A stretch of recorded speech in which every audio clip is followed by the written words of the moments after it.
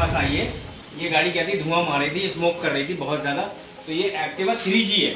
तो ये देखिए हमने इसका इंजन वगैरह, हाफ इंजन वगैरह खोल रखा है पूरा गाड़ी का। और इसमें देखिए एक्चुअली मैं आपको बताऊं, ये इन्होंने बिना मूविलर की गाड़ी चलाई थी। तो इसका देखिए ये यहाँ से आप देख सकते हैं, ये देखिए ये पिस्टन सीज हो गया है। इसका ये पिस्टन देखिए ये सीज हो गया है, इसकी वजह से ये गाड़ी धुआं मार रही थी।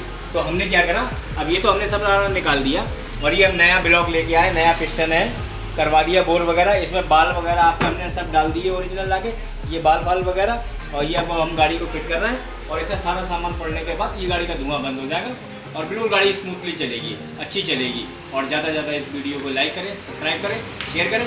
थैंक यू भाई, जय हिंद।